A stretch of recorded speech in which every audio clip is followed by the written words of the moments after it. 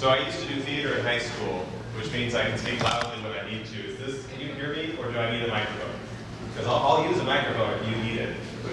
I just don't think I need it. So, and I'm going to do my best to not be tethered to this podium, but the buttons are here, and so I'm going to go back from time to time. So I'll try to get out a little closer to you guys. But you know, I want to just start by kind of saying, when I left my bachelor's degree, I had a template that the Career Services Center had given me on how to do a resume, and a template on how to do a cover letter. And they said, okay, but don't forget, you need to tailor your resume and your cover letter. And I said, yeah. And I had no idea what that meant. And in fact, through my first job into grad school, and right until I was leaving grad school, I still had no idea what that really meant. And what I was doing was sending out the same resume to every company. And I was sending out the same cover letter, basically, to every company. I would change their address at the top mostly, and maybe the name of the position I was going for. And I thought, man, I'm really tailoring this. I'm like knocking this out of the park. It was, you know, the name has changed and the address has changed. There's like a lot of things that are going on and changing. But what I was doing was I was kind of stuck in something that they call the woodcutter's dilemma. And so there's a story. This is an old story. There's many different versions of it. There's actually a version of this story in the Bible. And the story goes that an old farmer was wandering through the woods, and he came across a young man who was sawing down a tree. And the young man was sawing, and he looked exhausted. And he was having a lot of trouble sawing down his tree. So the farmer said, "Oh, how are you? What are you doing?" And the young man said, "Can't you see? I'm sawing down a tree." He said, "Yeah, it looks exhausting." And the young man says, "I've been at it for 5 hours. This is really tough." And the farmer says, "You know, your saw looks like it's a little dull. Have you thought of stopping for a few minutes to sharpen it?" And the young man said, "Can't you see I can't stop to sharpen my saw? I'm too busy sawing." And I was doing the same thing, because what I was doing is I was counting my success in job hunting based on the number of resumes I was sending out. How furiously I was sawing away at that tree. And I was never stopping to really learn how to sharpen my saw. Or the quote from Abraham Lincoln, "If you give me 6 hours to cut down a tree, I'll spend the first 4 sharpening my axe." This is a story that's pretty common. It's, the original way people used to say, "Work smarter, not harder." So today, I want to start a conversation with you guys about how you can sharpen your axes to chop down that tree of finding a job. Because how many of you right now are actually beginning or in a job search or thinking about one that's coming up? That's most everyone. I think we all are, right? I mean, in some ways, even I have a job and I'm probably going to be in it for a few years, but I'm still job searching even while I'm in the job. Because the reality is that anymore, we have to be thinking ahead about what our career path is going to be. So I want to just kind of go through today, and I want to first start, the whole day is going to be, the whole day, not the whole time that we're together, is going to be about talking about what's the intuition behind tailoring your resume. Because I don't want you guys to be in the place I was when I was coming out of that first program going, I've got a template, and I've got the requirement that I should tailor it, but I don't really know what that means. And then we're going to try to get interactive, and we may have to move people around a little bit to make this work, but we're going to develop hiring messages, and we're going to practice a personal narrative in the time that we have. And so what I'd like to do is do this through a particular kind of lens. And I want to share with you a particular intuition that was very important for me to understand before I could figure out what it meant to tailor a resume. And so what it is, how would you react if I told you that the most important skill, or the most important trait you need to be an effective job searcher is humility? That sounds weird, right? That's not what we're told. We're saying you're supposed to self-promote, you're supposed to be out there and telling people how great and wonderful you are. Well, why is this guy talking about humility? Doesn't make any sense. Maybe I can sneak out of this pretty quickly and go get some more food, right? You'll never notice. I'll look down and get you, that's your chance. But really what it is that when I left grad school, I had a good friend whose name was Matt Deshawn. Matt's first job out of grad school was, he was working for the school district in Washington, D.C. And his role was as a recruiter, where he would hire hundreds of people every month. And I would see him when he would be out at a party, when he would be at any social event, he was recruiting the entire time.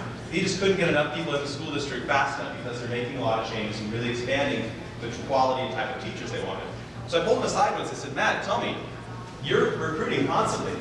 what is it that makes a good cover letter and resume? I've always wondered, and I'm doing a bang-up job tailoring mine because I'm changing the address and I'm changing the name of the position. But really, what is it that you look for? And so Max told me, when he sees resumes, the thing that's most important to him are the ones that say, you need A, I can do A. You need B, I can do B. It's the ones that respond to what they're asking for. And that seems kind of obvious too in some ways, right? But how many of us have sent out the same resume to multiple companies despite the job announcement? And I think part of what it is that we don't ever learn how to read a job announcement effectively. And so what I want us to do today is to start to think about that an employer, when they put out a job announcement, they're putting out to the world that they have a problem that they're trying to solve. And their solution that they think is going to solve their problem is what the job hiring announcement is. We're looking for someone who's going to do this, this, and this, and has these traits. They're telling you what they think is important for accomplishing their goal, solving their own problem. But a lot of times we don't look at it that way. We kind of look at it and go, okay, how does that fit who I am? And if you don't understand underlying that, what it is that they're trying to accomplish, and see it from their perspective, and realize that this process is in a lot of ways about their needs and less about your needs, then it's difficult to start that process of being responsive to what they want. And I know it's also weird to say it's not about you. It is about you because you're the person applying. But to some extent, I think you need to realize that in deciding that this job is right for you, you're approaching them now to try to make the argument that this job is right for them as well, that you're a good match for what they're looking for. And it is an exchange and should be an equal one. But I think so often we're trying desperately to say, love me, look how great I am, and look how much I love this job, that we're not really effectively engaging in that conversation. So the way I want to do this is I'd like to talk about it through the lens of strategic communications. Because that was one of the roles that I've had in the past. I used to work for an international development company. Part of what my job was to go to different countries where we had projects and write communications plans for them. And really, strategic communications is, I mentioned humility, so I'm going to say this on the way by because apparently I had it on an animation. This is one of my favorite quotes about humility. And I think it sums up the approach here. Humility is not thinking less of yourself. It's thinking of yourself less. What you're trying to do is not, in your cover letter resume, talk about, this job is so great for me because it meets my needs and it furthers my career goals. You're trying to tell them, this is a good match for both of us. This is something I'm interested in, and here's what I'm going to bring to you and help you with that's going to forward your goals and help solve your problem that you're trying to solve with this hiring announcement. But for strategic communications, this is a very kind of abstract way to talk about strategic communications. But the purpose of strategic communications is to get a specific audience to take a precise action. And that's important. And we're going to go through, there's some kind of generalized key steps here, selecting and understanding your audience, setting objectives, crafting messages, and selecting communication tools. And we're going to kind of spend our time walking through each of these 4 things to better understand it. And I think it will give you the start to understanding how to go about thinking and decoding some of what they're saying and learning to respond to what they're asking and not just kind of engage in that fearful approach we have of, I need to send out more resumes. Because I'll tell you, you can be more effective taking time to send out fewer resumes than if you're just counting your success based on the number that you're sending out. In fact, for my last job search, I applied the same approach to myself, and I sent out 5 resumes over the course of a year. And I got into the final round interviews for 3 locations. And that was very different from what I was going through before, where I was counting in the hundreds the number of resumes that I was sending out. And it's because I was more targeted for my own self, but also because I was doing a better job of understanding what it was they wanted and responding to it. So who is they?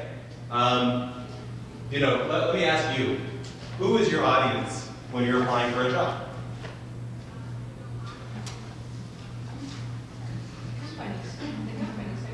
The company, well, the company is a group of people, and within the company, who would be? HR, yeah, they could be one of the audiences. I would say HR, and I would say there's another one. And can anyone take a guess what that might be? The CEO of the company who's looking at the specific needs of I'm going to take a version of that, and I'm going to say it's the decision maker or the hiring manager is often how they're referred to. So you have HR and you have the hiring manager, and The recruiters? the recruiters, yeah, that would be another version of the hiring manager or HR. Sometimes the recruiters are in HR, and sometimes they're separate. So there's this thing that I like to call the gnome dilemma. When I was working at my last job, Mnemonics, international development is something that seems flashy and a lot of people really want to get into. So the grad programs that I went to, I would frequently get people saying, hey, I'd really like to sit down with you and talk about how you got into international development. And I would always say, great, sure, I'm happy to sit down and talk to you.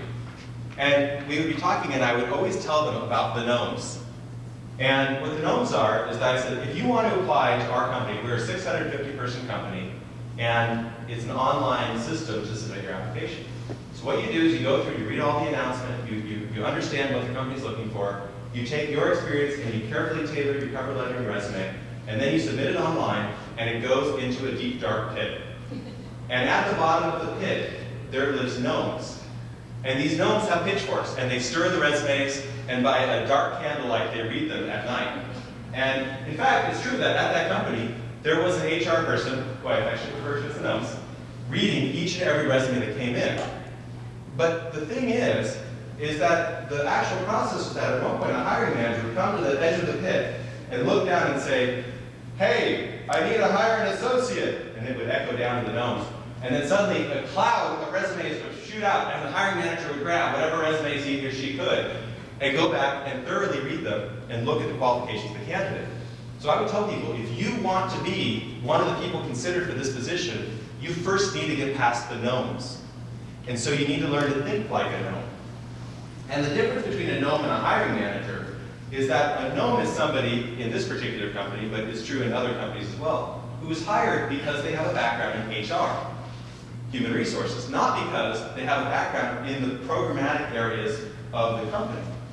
And so what would happen is, I would look at someone's resume as we're talking, and I would say, okay, here, you have written on it that you've taken coursework in statistics. Well, what does that mean to us? And they would say, oh, well, you guys do monitoring and evaluation work and report writing, and statistics can contribute to that. And I said, okay, but see, the gnomes don't know that. The hiring manager knows that if you're doing a monitoring and evaluation plan, you would want to have some background in statistics and probability. But the gnomes aren't aware of that. The gnomes only know the words monitoring and evaluation. And so why write on your resume that you have taken Professor Johnson's course in probability and statistics 3702 when you could put something that the gnomes will understand, which is, I have taken coursework relevant to monitoring and evaluation. And when I tell people that, they kind of look at me and go, but I don't need to put the number of the course and the person who, it's Professor Johnson. I said, who's Professor Johnson? If you're not in that school, you don't necessarily know who that is, even if Professor Johnson is the world's leading professor on statistics and probability. So the gnomes are important to think about because you have one of two audiences. You have the gnomes and you have the hiring managers, and they might look at your resume differently, but you often only get one resume and cover letter to do both.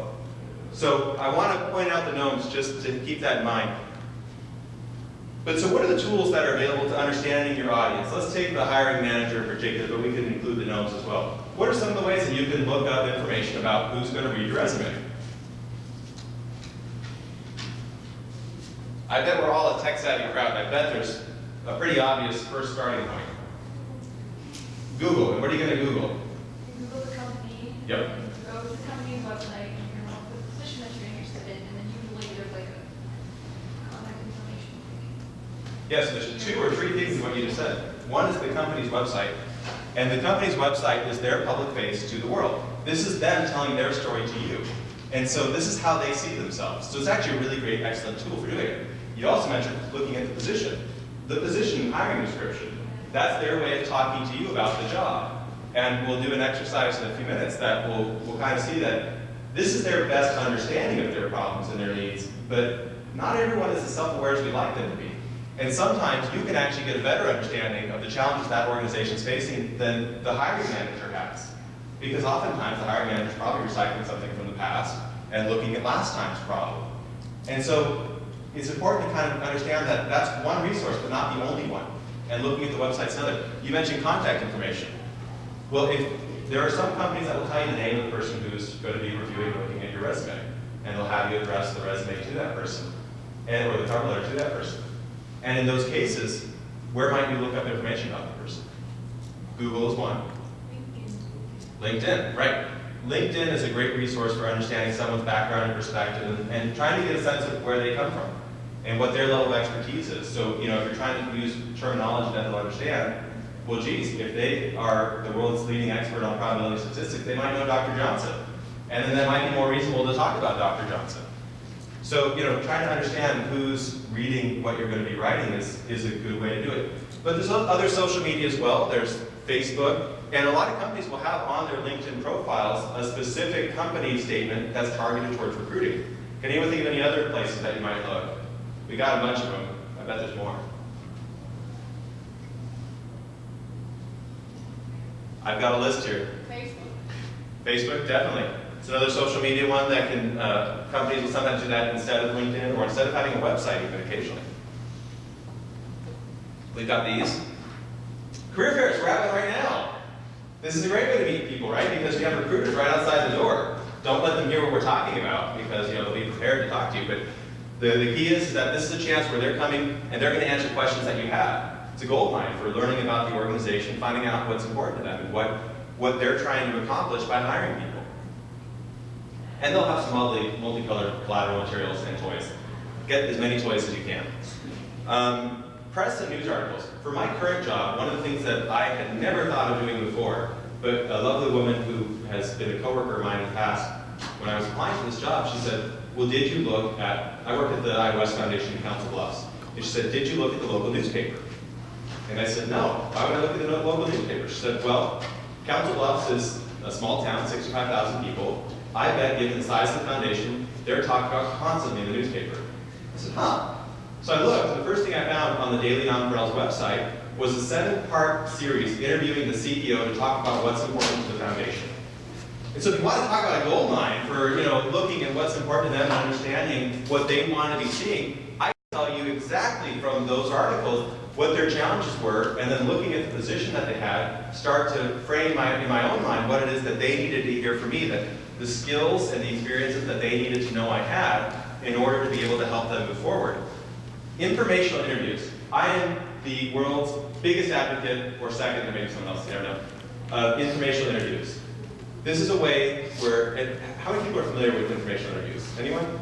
This is a pretty new term for some people. That's fine. Informational interviewing is a research tool, and it's practice. What you do is you say are interested in working for Google, and so you look on LinkedIn and see that's a good starting point, or you talk to people who you know, or you can also send an email to someone you've never met. I've done that. It worked. It was great. And you say, hi, I'm somebody who's just finishing a graduate program. I'm interested in Google as a workplace.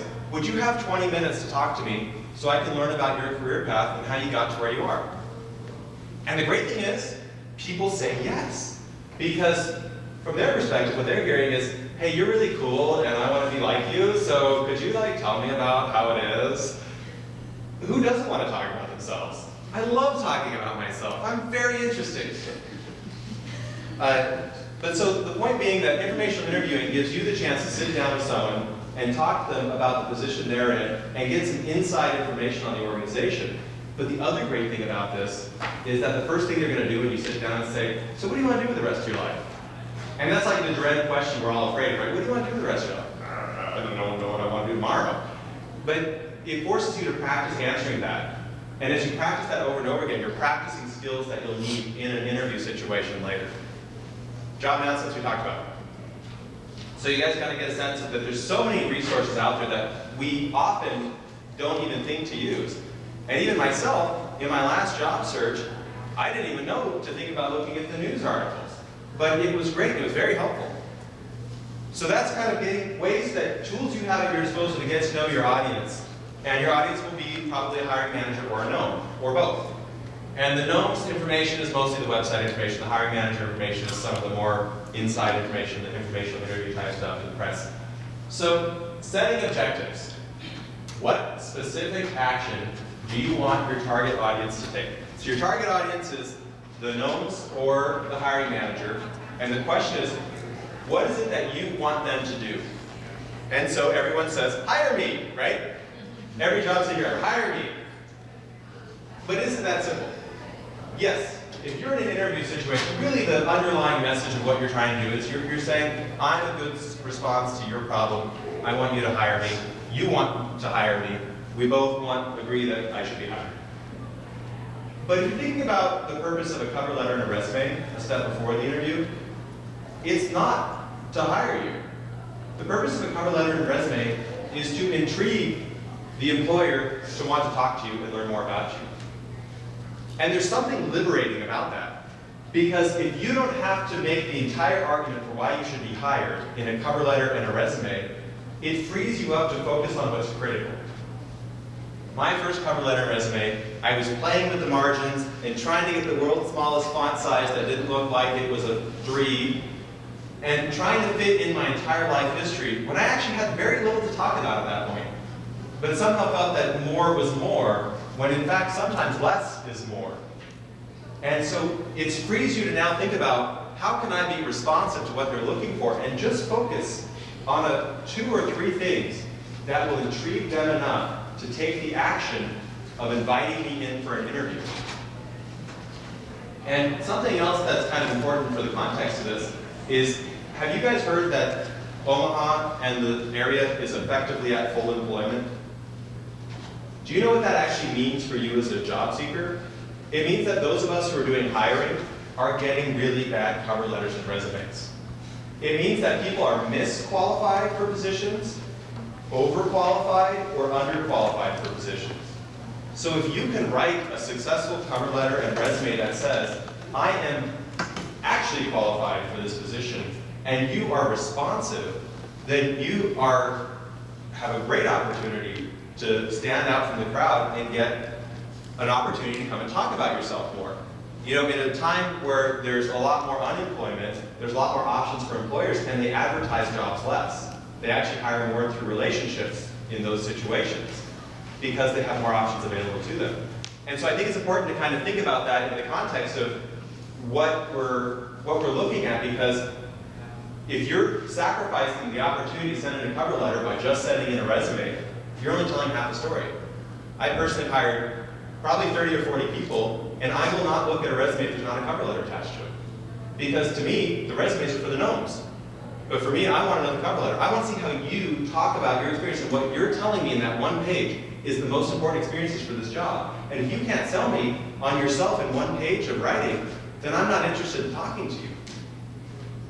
And the resume is important otherwise too, but you know, if you don't have both, you're killing half of your opportunity to make that argument to the people who are going to be reading it. So the objectives are pretty clear. We have, yes, question? Some job announcements do not explicitly ask for a cover letter. You can still turn one in. You send one. Yeah, unless one says explicitly not to include one, you should always include one. Because at worst, they can ignore it, right?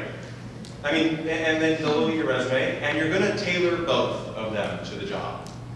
But if you think about the easiest one to tailor is really, in some ways, the cover letter, because that's where you're engaging and you get to tell a narrative about yourself. You get to include a story about yourself that's going to intrigue them and make them want to talk to you. So let's get into now, what are the messages? And the messages, when we talk about messages, did you have a question? Can we mail the cover letters? Yeah. It depends. Different companies have different systems. Some will want you to only apply online, and some will be comfortable, oftentimes smaller organizations, with you turning in a physical hard copy one. I think more and more, though, people are moving towards the online system.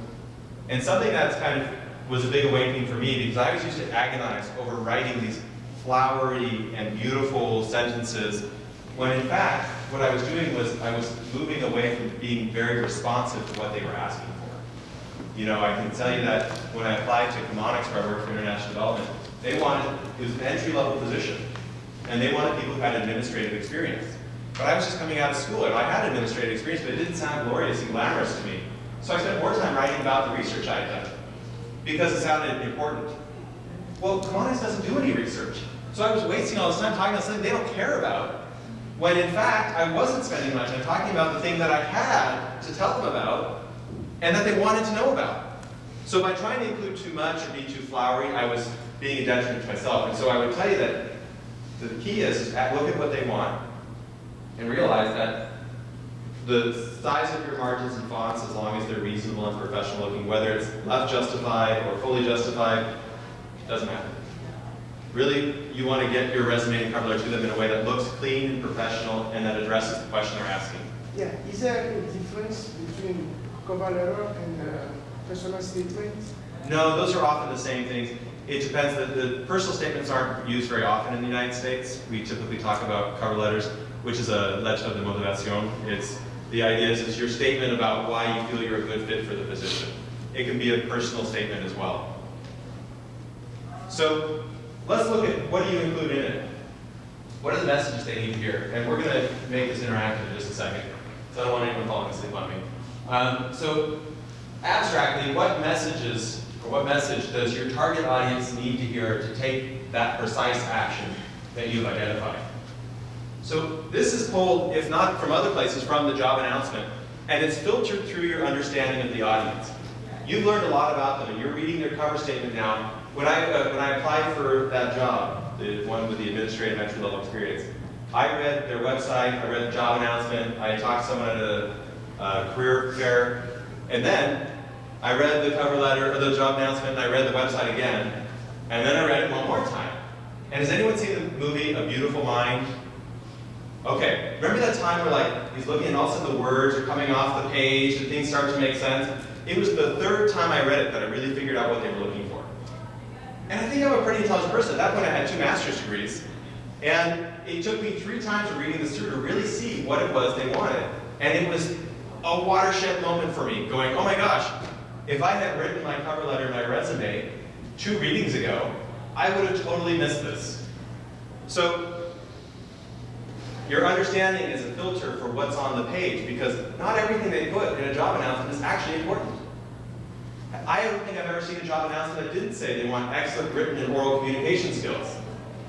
But when they're going through your resume, they're not looking for excellent written and oral communication skills. They're looking for some of the other pieces that they put on there. And so there's a way to look at this and realize that some things are important, some things aren't. We're going to practice that in a second. So your message will answer the question, what problem is this hiring manager trying to solve?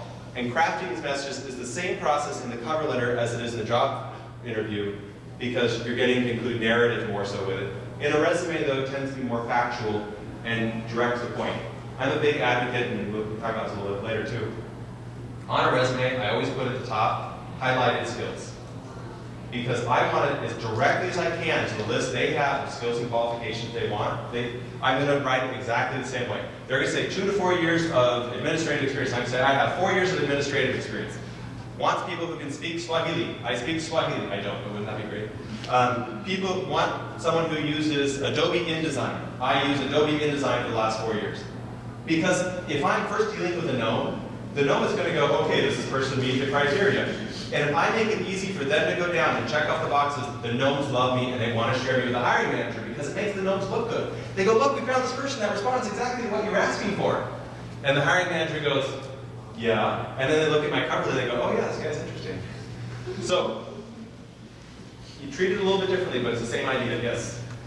When you're talking about that, they have, their absolute requirements, and some of them, they have 20 other things that would be preferred, and that would, do you have to be the perfect candidate, but every single preferred? No. How do you address those things? So there's a research tendency, and obviously anything that is based on gender is always, sometimes it's true, sometimes not. But more often than not, women are more likely to not apply for a job because they don't meet the criteria perfectly than men are.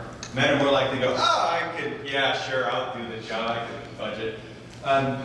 But so it's important to realize that, yes, the ones that say must or have to have, there's a legal obligation to the employer that if they have candidates who need it, they have to consider them before anyone who doesn't need it. So bachelor's required, master's preferred. If you don't have a bachelor's, they can't consider you if there are people with bachelor's, or they have to redo the whole process. On the other hand, preferred means we're looking for this cloud of skills, and we're going to pick the person we think matches the best. But you don't know what the competition's like. So if you think you've got a decent to credible shot at something, and you're going to craft a responsive cover letter and resume, then you know what? Why not try for it? If you think you can be effective in that role, helping them solve the problem, and you think you understand what the problem is, they may not understand the problem as well as you do. It's funny how that works, but sometimes from the outside, it's easier to see the problems in an organization than it is to see it from inside. And so don't sell yourself short, and don't be afraid to take a risk, because you're just starting a conversation. And during the interview, that's your opportunity to decide, both for yourself and for them to decide for themselves, if it's a good match. So don't make that decision for them, let them participate in it. So, when you're successful, the message will motivate the audience to take that action. So what I want to do is I want us to practice this. And I'm going to hand you out an actual real job announcement that I pulled off this wonderful place called the Internet a few days ago. It was actually 2 days ago. You haven't shared these with the folks behind you. I'm going to use some of these. Okay. Here. And just make sure that that you get one. This is a job for Habitat of Humanity Omaha. It's from Career Link. And so what I'm going to ask you to do is take a couple minutes to read through the announcement once by yourself. Just read through it. Kind of get a sense of what's in it. And then from there, I want you to turn to a partner next to you. It does work out for partners. Feel free to bring in a third or fourth person. This is free form. It'll be fun. And then I want you to start looking, and if you have a pen, what I want you to do is to cross out what I call stock language. I'll explain what that is in a second. And circle the skills that you actually think are important from the job announcement. And then we're going to talk about them in a second.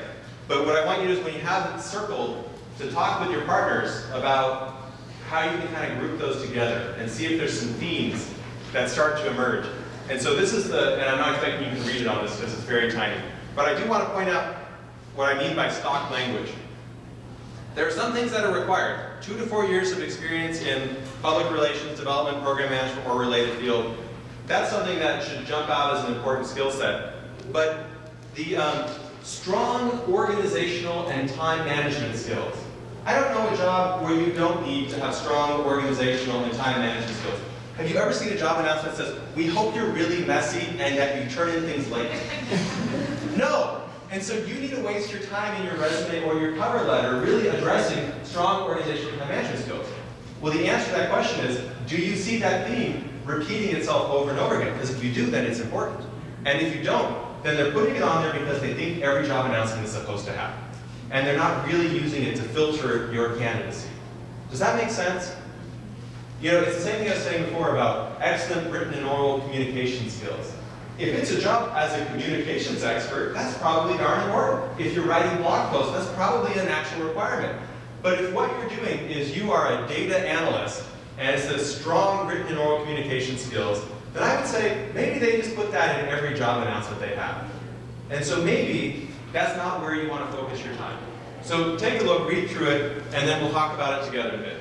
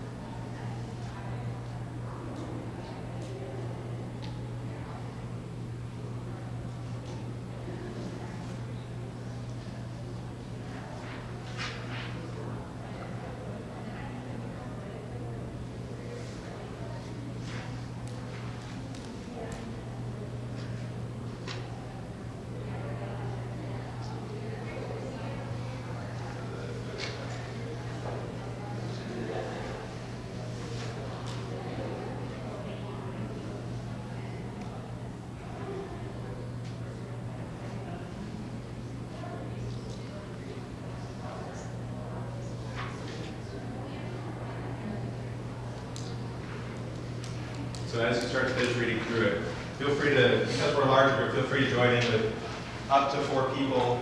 And just kind of talk through what are some of the themes that you see and what are some of the things that you would circle as important job skills from this.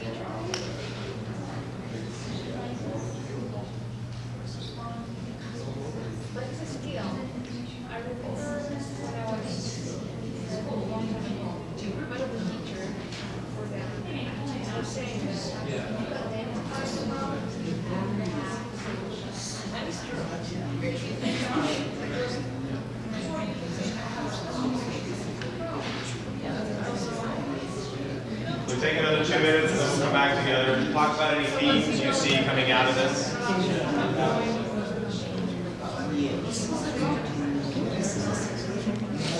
Yeah.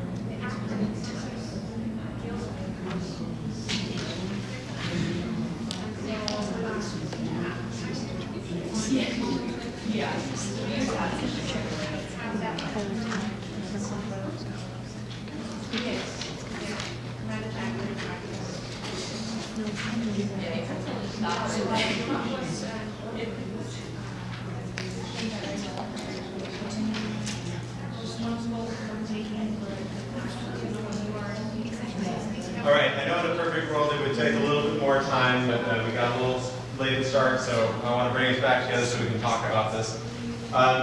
So you guys had a chance, hopefully, to see kind of some of the skills and have a chance to circle some of them. What do you think are some of the themes you see? What are some of the key things you think they want?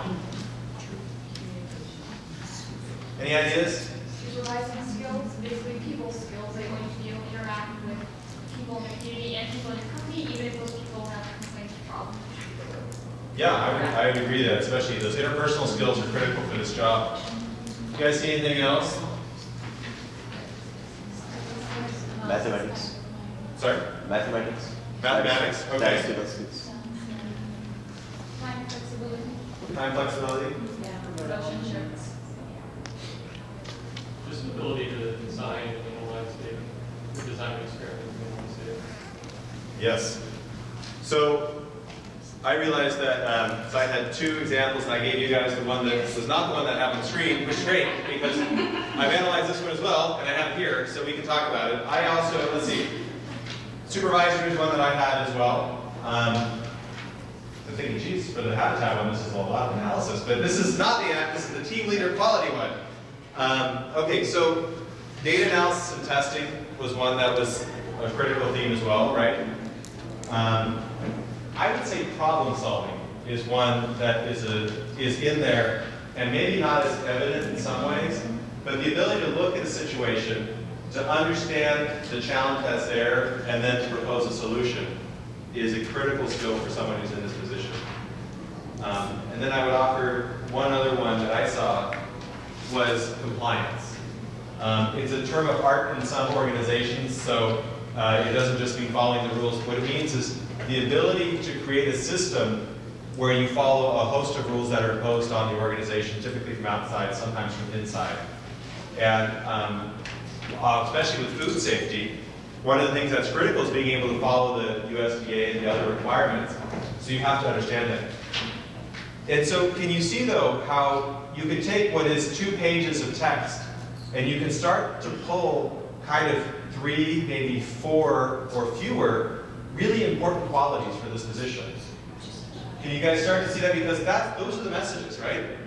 They want someone who can supervise people well, who can ensure a system for following the rules and requirements, understand when there's a problem and identify it, and who can analyze things. And so if you're writing a cover letter and resume, you now are down to, rather than 2 pages of things to talk about, you have 4 traits. And with those 4 traits, you could even combine 1 or 2 of them, depending. Problem solving and the compliance could be 2 sides of the same coin, or problem solving and analysis could be 2 sides of the same coin. You get down to 2 to 4 really different messages that the employer needs to hear. And the next step in that is then taking those messages, those core ideas, and integrating your experiences into it. Because it's one thing, and I'm going to show you, there's a person I like a lot, Liz Ryan. Oops, so this is the other one. Liz Ryan, who works for a place called the Human Workplace, and she gives an example of the difference between talking about skills and talking about your own personal story. And there's a lot of text, but I'm going to read this to you because I think it's interesting to hear. What are we saying when we say, I have excellent negotiation skills? The reader has no idea, because simply declaring ourselves to possess some skill or other doesn't convey useful information at all. Do we mean that we negotiated peace accords between warring nations, or that we talked the coffee vendor into throwing some free creamers in our last coffee order? When the context of the story is tossed out, as it always is in what she calls the skills dogma protocol, all the power of the story disappears. A reader is expected to believe that your assessment of your own made-up skills is all he or she needs. It's ridiculous. So Liz Ryan also presents a counterpoint, this is taken from an article, and she provides talking about project management skills. This is the narrative version. I came to project management via a circuitous path that started with a 6-year stint as a counselor to teens in crisis. I view project management as a collaboration among people who all want the same thing but have widely varying views on the best way to get there. My job is to keep everyone on the team feeling valued and listened to while keeping the many parts on track. Can you hear the difference between those two things? I know that I wrote a lot of cover letters and resumes to talk about how I have great project management skills. But only recently have I started to write cover letters and have conversations and interviews that reflect more this approach of taking the experiences I've had and combining them with the skills that the organization needs. And that's where we really start to craft these messages that they need to hear. This is what tailoring is at its core. And I know that we're going to run up to the end of the session in just a second. There's another session that's going to be going on, which is? Next door. And what's the topic? Communication. Communication. See? So what I'm going to do is we're at the last couple slides, but there is an exercise that I was hoping we'd get a chance to that we didn't. If you're going to go to the communications one, feel free. In just a second, we'll conclude. If anyone wants to stay and do the other exercise, I'm happy to do it with a small group of people. It's about building a personal narrative and working a little bit more on this question. But again, the communications one is the next one, and it will probably be fabulous, and I don't want to steal away from them, but I also want to be available if people have some additional time they want to spend on this. So the final one we wanted to talk about was communications tools. What are the tools that you use to communicate to prospective employers, and how do they differ? And the great thing is we've already actually covered this. We talked about the resume, the cover letter, and the interview. Those are your key paths. This is it's very specific in hiring where a lot of this has already been determined for you. And that's why it kind of narrows it to the real job that you have as someone applying for a position is understanding your audience and building those messages based on what you've understood. And that's what I want to leave you with today, really, is that tailoring your job search is about seeing the hiring through the eyes of your employer. That humility is not thinking less of yourself. You're still talking about how excellent of a fit you are, but it's thinking of yourself less and focusing more on what the employer is looking for. Sometimes the employers get in their own way. I don't know if you caught the typos that were in this. I pulled it word for word off of the internet. I did not add the typos. Those typos are in the hiring announcement. The other one that I have, if anyone cares to read through it, also has 4 or 5 typos on things that would be caught by a spell check. So think about that. This is their external face to the world. Yeah. And every opportunity you can to talk about your story is an opportunity to practice interviewing and to practice tailoring your resume. So with that, I'm happy to stick around and answer any questions people have. I would just have to leave you with the thoughts from Yogi Berra that when you're sending out resumes and counting the numbers, your sign of success. There's a great story where Yogi Berra is going to the Baseball Hall of Fame, and he was driving, and some of his teammates were in the car, and one of his teammates said, "Yogi, we've passed this landmark 3 times. You're lost." He said, "Yeah, but we're making great time, ain't we?"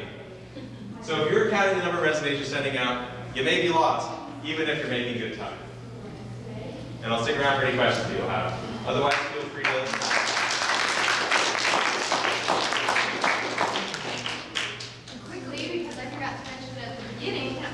We wanted to thank our sponsors who helped make this event possible, particularly